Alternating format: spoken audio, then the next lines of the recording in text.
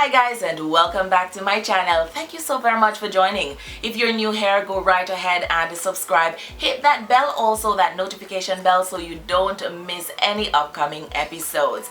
This of course is Justruth Company, the Jamaican podcast that shares the raw accounts of failure, successes, love, relationships, societal, financial, and all the other issues that come in between, giving you helpful tips and advice on how to live your best life possible. Today we want to look at how anxiety presents itself in children who are going through crises, or this specific crisis of COVID virus. And joining us is Vanessa Roper-Cunningham. Vanessa is a proud Yardie, a native of Jamaica who lives and practices in Canada. She is the founder of Simply Thriving, which is a mental health consulting company in Canada. Vanessa is a licensed professional counselor who specializes in teens, children, adolescents, families, and groups who have gone through life-changing events, abuse, and adverse experiences. And that is why we are very happy to have her join us on the program today.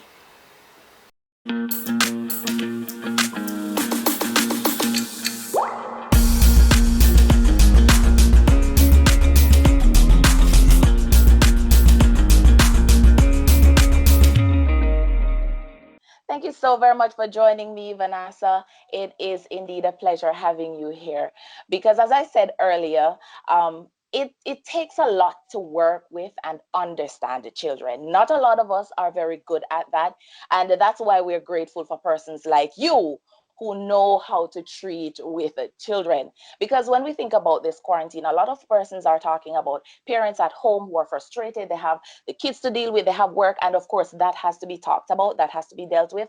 But sometimes we find that kids are forgotten in that whole equation, as if they too aren't going through a crisis. So help us understand how kids sometimes get anxious over things like those, and how they don't know how to deal with it in cases where they don't. Yeah. Well, for everyone, this is a very difficult time. And as you said, sometimes we may not take into consideration how all that's going on right now with the pandemic could be affecting our kids, especially those kids who probably are more or pre-exposed to symptoms of anxiety, who already struggle with that. This is going to be an extremely difficult time for them. So, not just kids who are thrown off by changing their schedule, by not going to school right now, or not being able to hang out with their friends, or be in the same space with their family members, and so on and so forth, but also kids who already have a difficult time managing changes, right? This is going to be a time where parents are going to have to be creative in taking care of their kids and ensuring that their kids are feeding on healthy information from the media. Let's start with that. Right Yeah. now, every minute, every 5 minutes, there's a breaking news, and kids are on YouTube, kids are on social media, and all these information are being posted, and our kids are scared. They are worried. And it's up to us as parents and caregivers to create some stability for them and also to feed them with the correct information as to what's going on. Agree with So, you fully. yeah, yeah. So, first of all, when we talk about anxiety in kids, it may look a little bit like some irrational behavior. Let's start out with that, or increased irritability. Some kids may become a little bit more aggressive or withdrawn, and then we also may see sometimes where kids are shutting down and internalizing a whole lot more, and then we see behaviors such as they no longer want to be in the same space with their parents, and they may be rebelling or retaliating and wanting to go outside and physically socialize with their friends or their peers. So we ought to be very mindful of what some of the symptoms might look like first, Ruth Ann. And Yeah. that is one area where we could start out. What it might look like for a child. Okay. Is there another way that you could probably break down what anxiety is in essence? Because I know some Yeah. persons might be watching, they're like, okay, my child is doing that, but that's irregular behavior. How do I know it's anxiety? What is anxiety? Yeah. So, well, anxiety is characterized by persistent, irrational, and overwhelming worry or fear, and it interferes with your daily functioning and your daily activities. So, it's a real disorder that a lot of people will say, it's something that you might just be excessively worried about something. But that worry is not just left at worrying. It then goes on to interfere with your ability to do your daily task or to function appropriately. So think about it. If you find yourself worrying about what the symptoms of COVID-19 is, and then the worry then leads to you constantly washing your hands or constantly refusing to go to the grocery store to get food that is necessary, stuff like that, it is getting in the way of you doing things that needs to be done as a regular routine. So in children, we might see increased fear. We might see increased irritability. Kids are sometimes irritable because they're children, Yeah. right? But this is different. This is increased elevation of irritability, increased aggressive behaviors, increased withdrawal, or increased fear. Okay. So And yeah. we're gonna look at how parents should treat with those. But before we even get there, as parents, is it possible for us to affect our children, cause them to become anxious?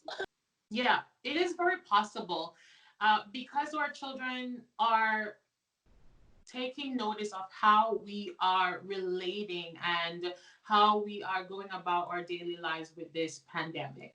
So, if as a parent or a caregiver, you are frantic about it, if you show that you aren't able to manage your own anxiety over what's happening, it is going to be a ripple effect onto your children.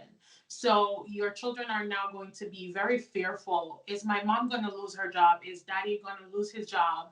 Or um, am I not going to graduate from high Yeah. school? Or am I not going to be able to take an exam? What if I have to repeat a class? And this comes about because maybe parents are having these conversations in the presence of their children. Now, these are real situations and real concerns, but we do have to keep in mind that the way in which we talk about these things in our adult conversation, the kids are listening and then they interpret it in a whole different way. And then they become worried about us losing our jobs and the Not decrease in buying food for wages and them. exactly, and people hoarding food, and what if my parents don't get the chance to get food, and all of those things. So we will also get to the point where we can talk about that we do need to be real with our children, but we have to keep in mind that being real with our children, we have to do so in an age appropriate way. Think about their age and then make that information relevant to them in that manner. So be very mindful of the conversations that we're having, the way in which we respond to the stress happening. That is going to cause a decrease in our kids being excessively anxious. Okay, then that sounds good. Sounds like something we could work on. But I'm sure you have tons of tips that you can share with parents on how to Mhm. help their kids when they do get anxious. True. Yeah, I do have some tips that I can share. Yeah. So you want me to go ahead and share that Yeah, right I now? wanted to go ahead and share them right now. Okay, sure. Let's begin with parents themselves being informed. Since the whole outbreak of COVID-19, there have been a lot of misinformation going That's around. true. And sometimes as parents and caregivers, we fall into that trap also where we go and we read information or we get information from news sources that are not so credible. And in return, we don't know the truth and we are not informed. And if as parents we are not informed, it's going to be very impossible for us to feed our children with the Mm. correct and appropriate information. Right now, most, if not all, children are at home.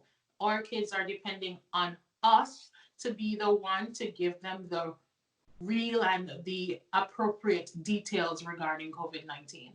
So start by informing yourself.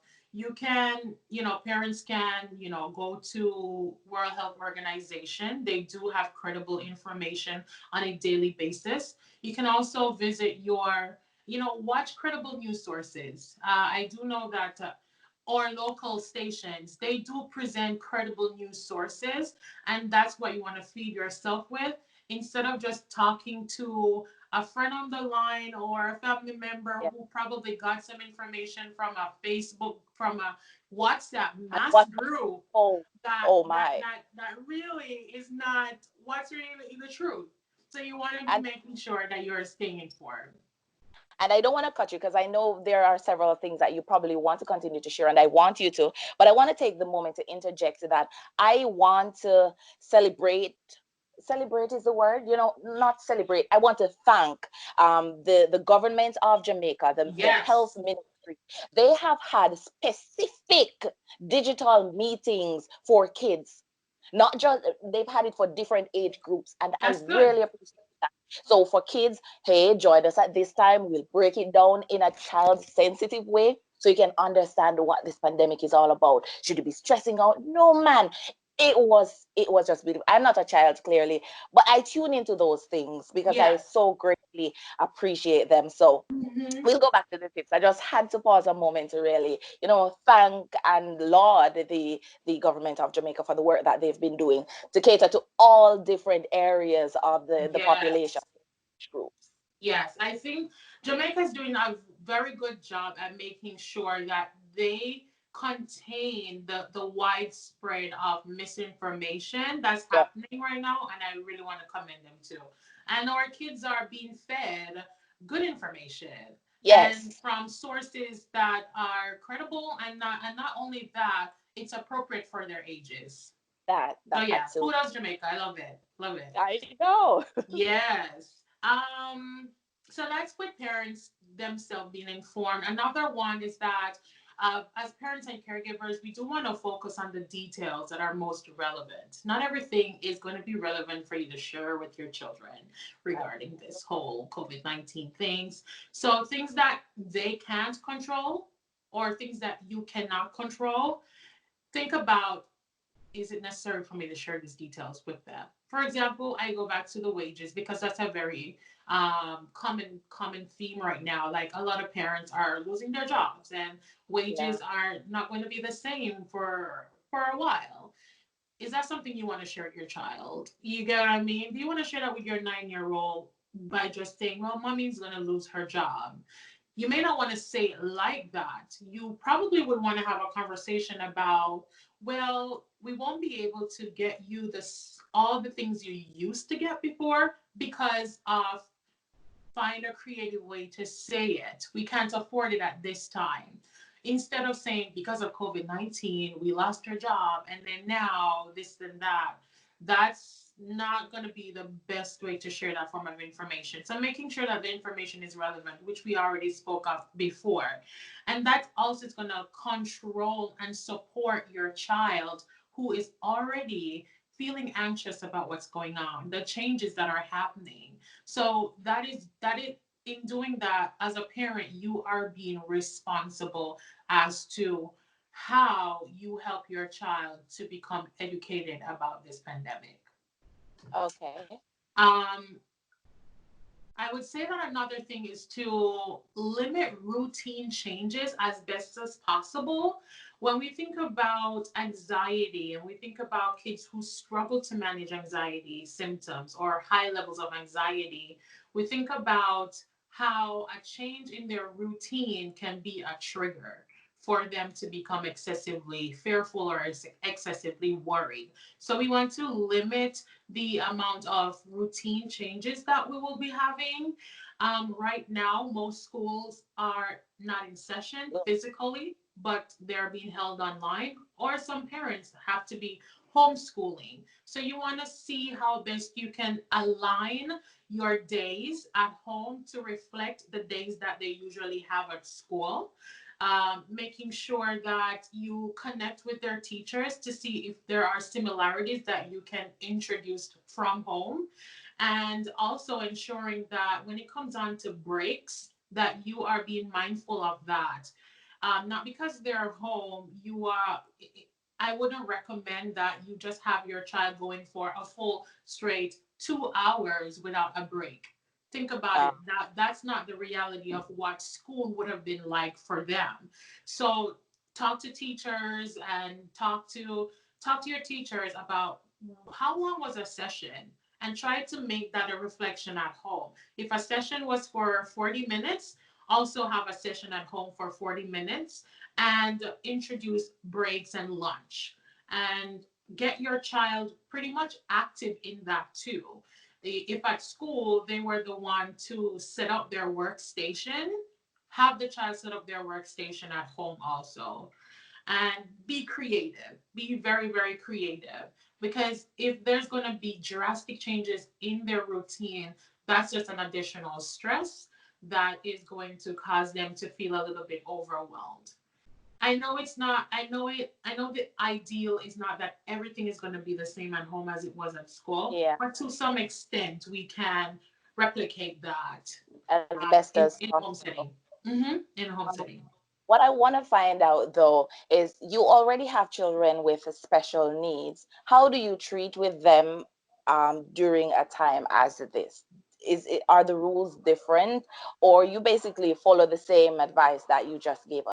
It's going to be a little bit different, Ruthie, because some parents, unfortunately, if you were not an active role, for lack of a better word, an active part of your child's life who has special needs, now that they are home with you 24/7, and you are trying to implement a learning environment for them, there are going to be challenges. So the rules will have to look different. I will go back to say at this point, if as parents, you are not connecting with your child's teachers, Mhm. this is a good time to start, because you are going to need their insight as to what works best for the child in the school system, in the educational environment. Now that you're trying to create that at home, what do I need to do and to set in place? So, kids with special needs, if it's learning needs like learning disabilities or physical disabilities, then you also have to think about how you're going to set up the area for them, right? What kind of resources and materials you're going to use. So it's going to be hard, and it's going to be difficult, and it's going to look different. But one thing that probably will be constant, and teachers might also emphasize this too, is to, as best as possible, make the home learning environment similar to what it would be in the physical classroom. And teachers are now sharing resources with parents. They're sending Yeah. resources home. They're like, okay, we will drop it off at your doorstep, and you can use this for your child who is learning from home. So yeah. Okay. That sounds like a plan. We've said quite a mouthful, but is there anything that you would like to add? Any special advice to Mhm. parents and guardians as it relates to, treating with our kids while they are home 24/7? Because that cannot be easy for them. Oh This is not the no, lifestyle that they're used to at all. And they can't no. go outside. It's stressful for us as adults. So, how can we help our kids? We can start by being supportive by talking to your kids and letting them know that this is a very difficult time, and you understand that for them it is a change, and sometimes changes aren't easy. So support them by talking to them and letting them know that as a parent and other adults in their life, you are doing your part in flattening the curve of this pandemic. So you might say to them, you know what, honey, or Just like how you can't go outside to play with your friends, I can't go outside to talk to my friends either. So why don't we both take a walk, right? Go, take a walk outside, ride a bike, or, just let me see how to put this. Taking into consideration your environment, think about the necessity for fresh air, having your kids go outside. Even though we can't physically socialize with people, if you're in the same household and you've been in the same household for how many days, you can go outside as a family. Go Yeah. outside in your yard, run around. Make sure that the kids are still getting physical exercise and fresh air, because this is going to be necessary for their growth, not just mentally, but also physically. And isolation has a tendency to wear on our health overall. So as best as possible as you can be outside with your children, that's good. It doesn't have to include them coming into contact with other children, but it just means that as a family, you are spending a little bit more time outside at this point. I know for a lot of parents too, they are working too while their kids are at home. So it's very difficult for both parties. Intentionality is going to be necessary, and it's going to be necessary in the sense that we probably have to plan our days. So as Yeah. parents, go ahead, plan your days, what it's going to look like. But also help your children to plan their days too. You may need to get a board, or you may need to get a piece of cartridge paper or a notebook. But assisting your kids to make plans for their days, it also gives them a sense of control and a sense of stability. So that's another practical ways that parents can also help their kids too.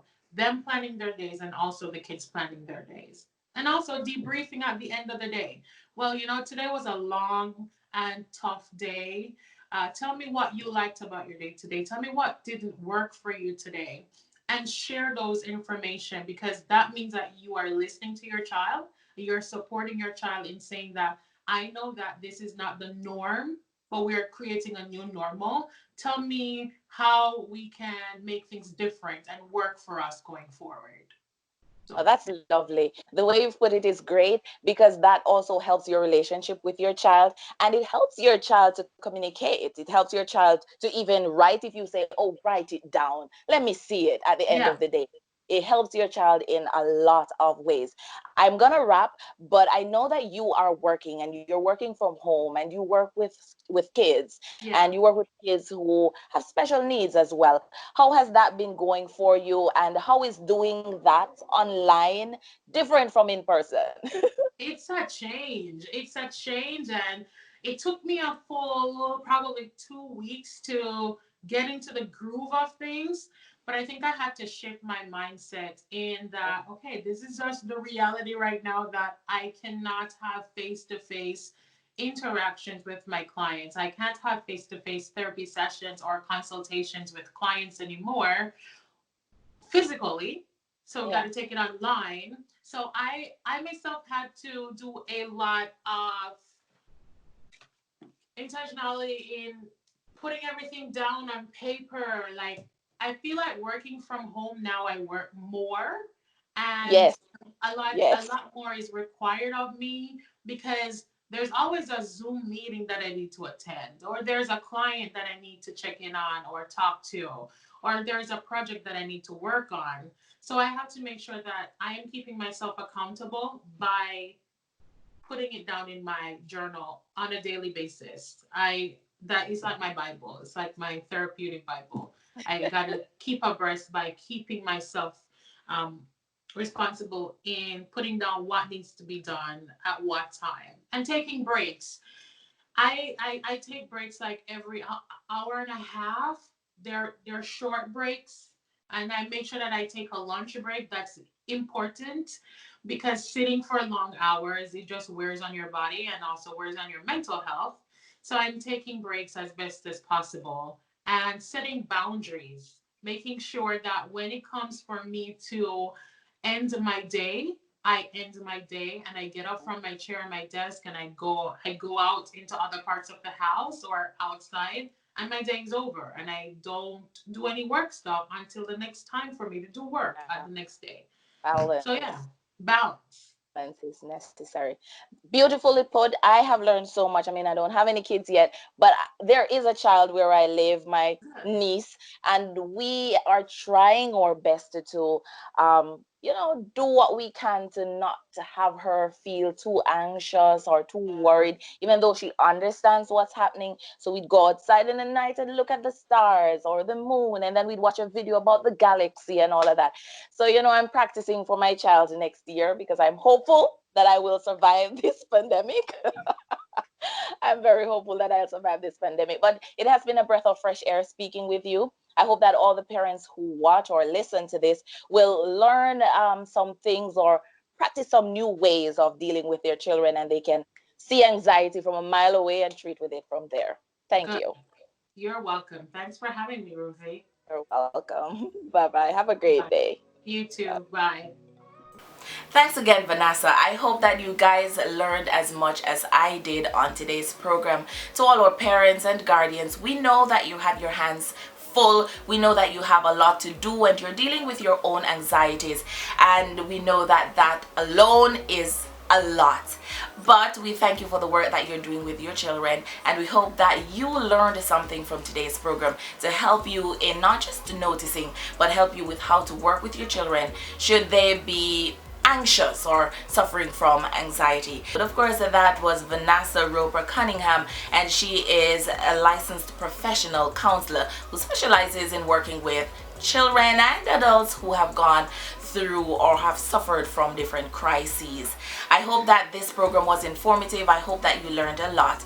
Until the next one, stay safe, stay motivated, ensure that you're practicing social distancing, and ensure that you're also practicing proper hygiene. I'm Ruth and Cara. Until the next one, bye bye.